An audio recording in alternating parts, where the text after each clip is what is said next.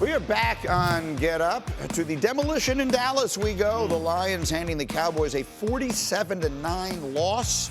The largest home defeat for Jerry Jones' team since he bought the team in 1989. It came on his birthday. On First Take yesterday, Stephen A. may have outdone even himself. Listen to this. What an atrocity.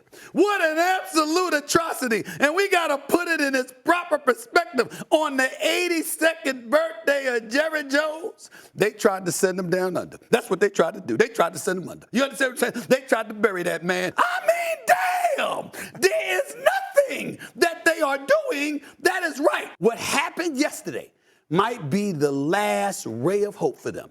Because when you stink that bad, that flagrantly, that might be the message that says, we got to do something about this. We can't do it this season. Your season is done. Can't do it this season. But there's hope for the future after all, because I'm the birthday boy. I'm going to give him a ray of hope. There's hope for the future, because you stink. He's so good. And so good and so right. I mean, basically, he said yesterday that Jerry Jones, his team tried to kill him on his 82nd birthday with that performance. I like the question that is on the screen. The Cowboys are 3-3. I mean, it is worth pointing out that they are 3-3.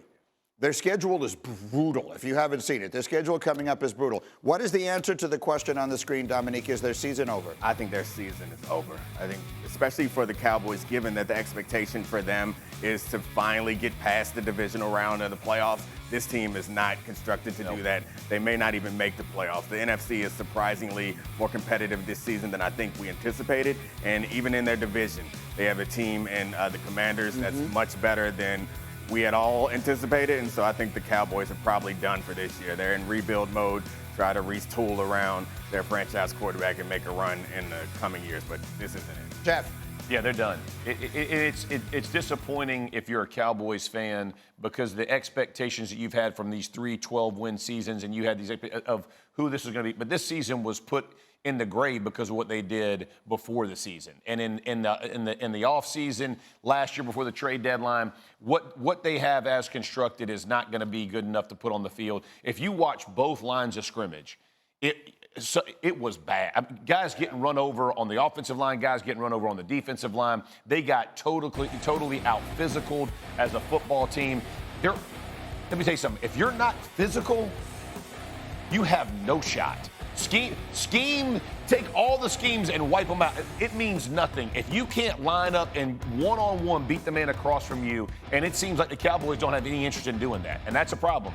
You can blame it on coach, you blame it on whatever, but you watch one-on-one battles, and they're losing them almost across the board, 11 for 11. That's not a good sign. We sat here on Friday, and everybody but Tannenbaum agreed this was a terrible matchup for Dallas. Like they're in bad trouble because the Lions are built to wreck them, and that's exactly what they did. Dallas had a thin roster already, a top-heavy roster, and now they have injuries that they couldn't weather. The only chance they had was if their elite players played elite games. Well, Dak Prescott played lousy. CeeDee Lamb played lousy. Zach Martin played lousy. Diggs, it was a complete and total meltdown. If there's a silver lining, it couldn't possibly be any worse than that.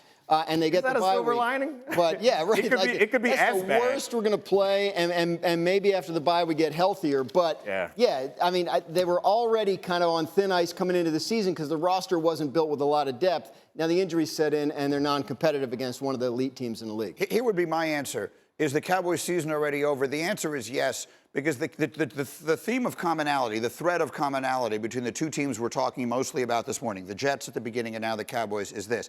They both might recover enough to kind of sneak into the back end of the playoffs, but that wasn't the objective for either of them. Amen. So are the Cowboys at any point this year going to look like a legitimate contender in the NFC? Definitely not. No. And are the Jets going to look like a legitimate contender in the AFC? No. That's why I would say the answer is no. Do I think they could find a way to sneak their way to 9-8 and maybe that gets you in as the 6th or 7th seed?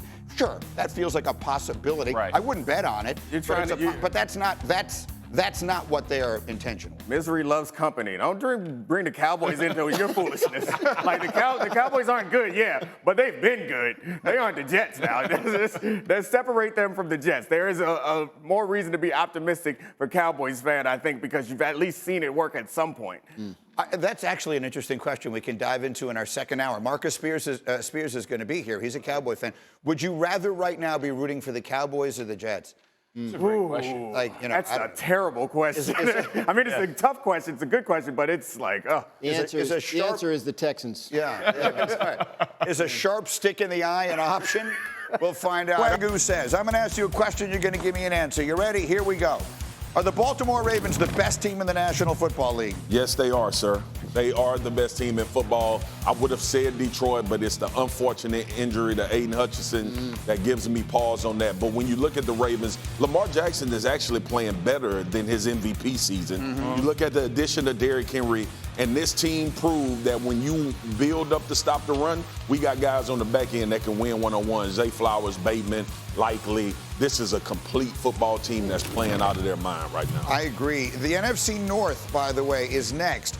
Will all 4 teams in that division make the playoffs? I do believe they will. When you look at the NFC, teams are struggling. Minnesota undefeated, Green Bay getting wins. Obviously, Detroit is one of the best teams in the league. Now, I know it's attrition because they got to play each other, but I'm thinking those wild card spots are going to be bad football teams. And the best of the bad football teams, I think, lie in the NFC North. Yeah, I think it's either Tampa or Atlanta that could throw a wrench into that. Otherwise, I like it. One more. Give me a word here. Nick Sirianni yelling at his own fans was what? Weird. This is what my kids call a crash out. Listen, man. Last night I heard Jason, Kelsey, and RC talk about be who you are and wax poetic about you can't change who you are.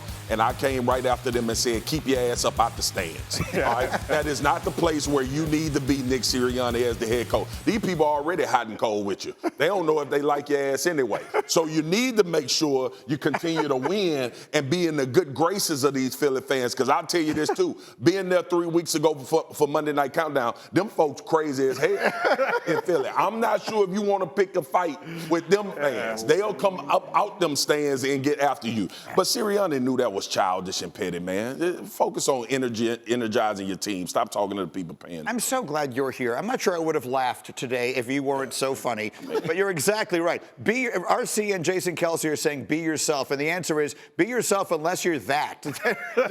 Don't be that. If you're that, be someone else, because that's a terrible person. I love my guys. I just wasn't with the foolishness. So let's talk about this. We played Jason Kelsey for you earlier on your show on Monday Countdown, of course, and he candidly, he said all the things Nick Sirianni should be saying, and I said this morning only half jokingly that they'd be better off if he was the coach than with Sirianni as the coach. But here is the question. Like, is it a problem?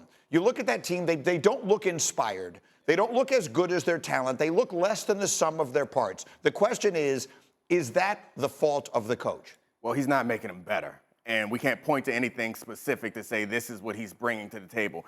It does feel like we're watching him slowly bleed credibility week after week. It feels like we, as a fan base and as people in the media, are seeing him lose whatever strength he may have had, and it feels like it's happening on the team also. No one can know who's not in the locker room exactly, but you see the way that Hurts talks about him in the press conference. You see the way where he walks out with his buzz cut and apologizes. It just looks like a man that you don't want to follow. And again, I'm not in the locker room, so I don't know exactly how it feels, but it seems pretty clear that he's not in charge of the offense, the defense, or the special teams.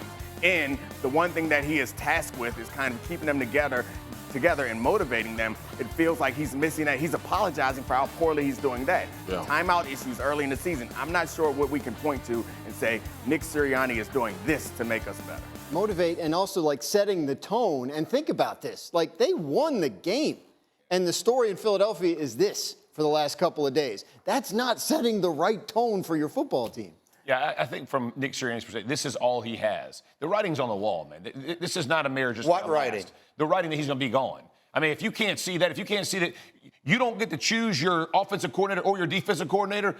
What's your job as the head coach? Your job is to motivate. And what if you love him or hate him? If you don't think he's frustrated, this is what he's doing. He's hearing people talk all this nonsense. He's gonna pop off back. The dude's over it, right? Like and by the way, this isn't a different cat.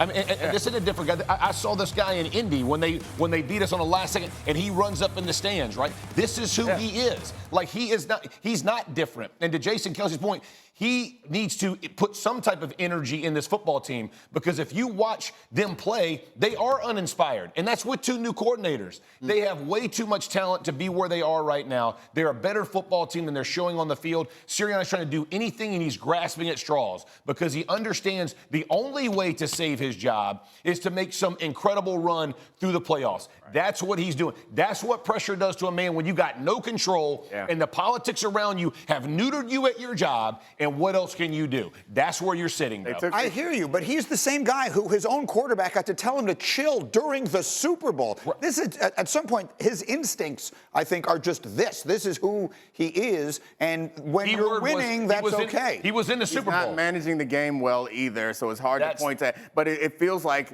they have slowly taken all the levers away from him. He has no control. He has one lever left. It is act wild on the sideline. That's right. You know what? Landing. So I'm so glad you look. Sometimes when you have these conversations, you arrive at an interesting place.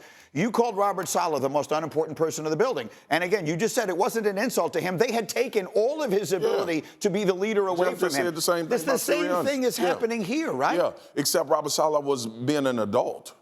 Right. That's the difference. Like, look, it's validity to us talking about the foolishness that he pulled. I don't care who you are. That ain't energizing your football team. Right. Most dudes on your team looking at you like, man, look at this idiot talking to the fans during a football game. Yeah, like some of them think it's all cool. Sirianni, the head coach, he going back at the fans.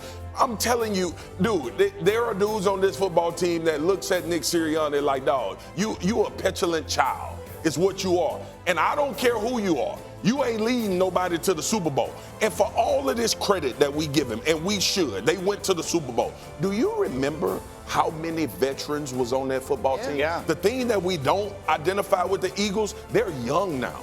They actually need a leader as a head coach. I don't care about your energy. Be excited, be great. But them dudes in that locker room better be able to depend on you. They better understand that every time we go into a game week in and week out, we in the best situation to win a football game. When those things are beginning to start be questioning, like y'all talking about, this is where you get to.